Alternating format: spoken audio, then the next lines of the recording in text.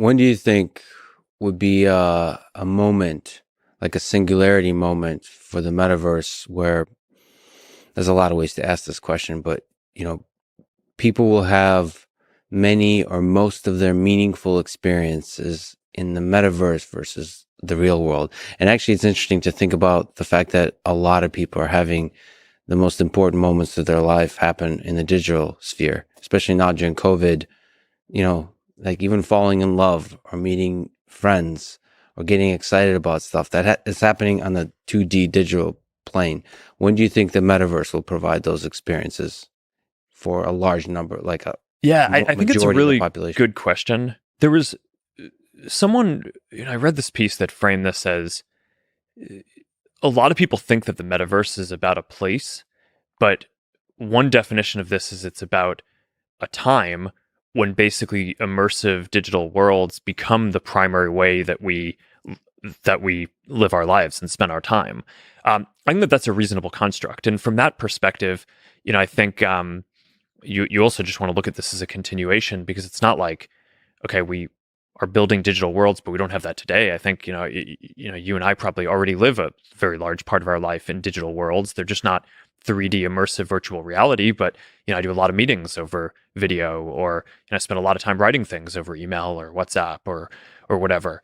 So what is it going to take to get there for kind of the immersive presence version of this, which I think is what you're asking? And for that, I think that there's just a bunch of different use cases, right?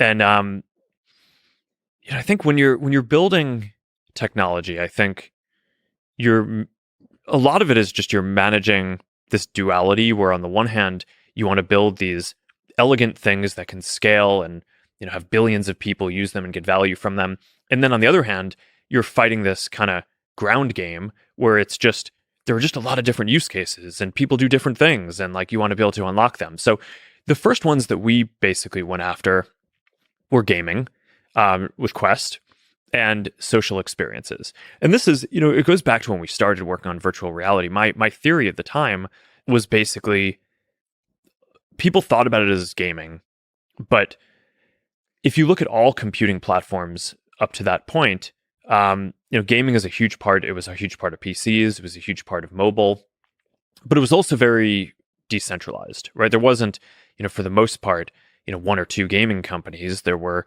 a lot of gaming companies, and gaming is somewhat hits based. I mean, we're getting some games that have more longevity, but in general, there were a lot of different games out there. But on PC and on mobile, the companies that focused on communication and social interaction, there tended to be a smaller number of those, and that ended up being just as important of a thing as all of the games that you did combined. I think productivity is another area. That's obviously something that we've historically been less focused on, but I think is going to be really important for With this. workroom, or do you mean productivity in the collaborative aspect? Yeah, I think that there's a workrooms aspect of this, like a meeting aspect, and then I think that there's like a Word, Excel, productivity. You're working or coding or what knowledge work, right? It's as opposed to just meetings. So you can kind of go through all these different use cases. Gaming, I think we're well on our way. Social, I think we're just the kind of preeminent company that focuses on this, and I think that that's already on Quest becoming the if you look at the list of what are the top apps, social apps are already number 1, 2, 3. So that's kind of becoming a critical thing.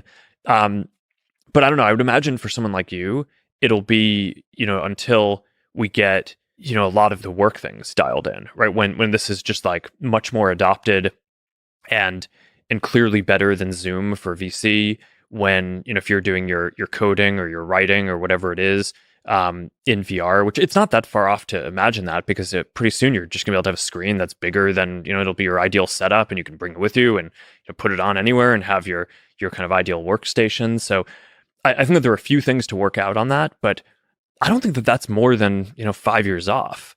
And then you'll get a bunch of other things that like aren't even possible, or you don't even think about using a phone or PC for today, like fitness, right? So I mean, I know you're we were talking before about how you're into running, and like I'm really into a lot of things around fitness as well.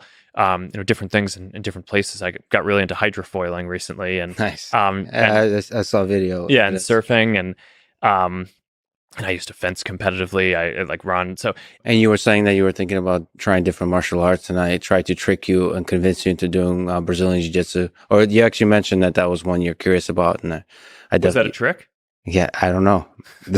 We're in the metaverse now, Yeah, no, replaying the I same mean, moment. I took that seriously. I thought that that was a real uh, suggestion. That would be an amazing chance if we ever step on the mat together and just like roll around. I'll show you some moves. Well, give me a year to train, and then we This is can do like it. Rock. You know, you've seen Rocky 4 where the Russian faces off the American. I'm the Russian in this picture, and then you're the Rocky, the underdog that gets to win in the The end. idea of me as Rocky and like Yeah. fighting is If he dies, he dies.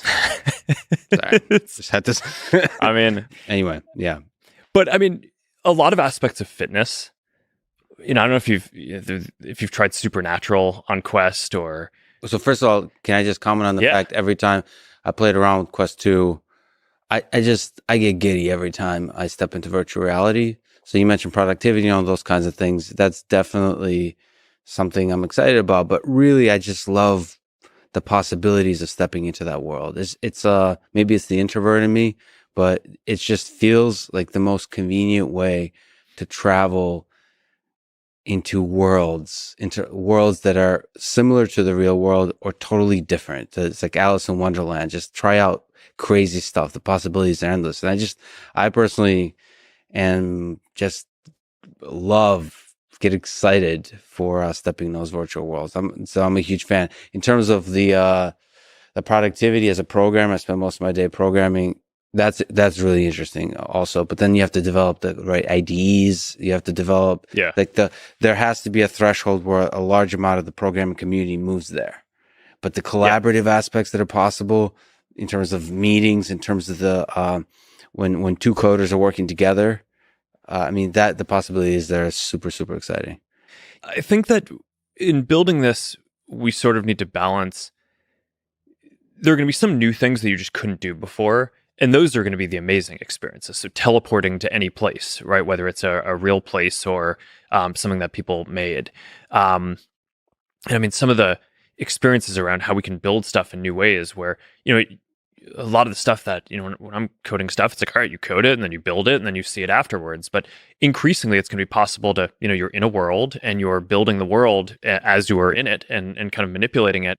You know, one of the things that we showed at our Inside the Lab um, for recent artificial intelligence progress is this builder bot program where now you can just talk to it and say, hey, okay, I'm in this world, like put some trees over there, and it'll do that. And like, all right, put some bottles of water on on our picnic blanket, and it'll do that, and you're in the world. And I think there are going to be new paradigms for coding. So yeah, there are going to be some things that I think are just pretty amazing, especially the first few times that you do them, that you're like, whoa, like I've never had an experience like this. But most of your life, I would imagine, is not doing things that are amazing for the first time. A lot of this, in terms of, I mean, just answering your question from before around what is it going to take before you're spending most of your time in this. Well, first of all, let me just say it as an aside. The goal isn't to have people spend a lot more time in computing. I'm It's asking to make for it so that myself. yeah, it's to When make will I spend all of my time in? it's to make it's to make computing more natural. But Yes. but I think you will spend most of your computing time in this when it does the things that you use computing for somewhat better. So, you know, maybe having your perfect workstation is a 5% improvement on your coding productivity. Maybe it's not like a, you know, completely new thing.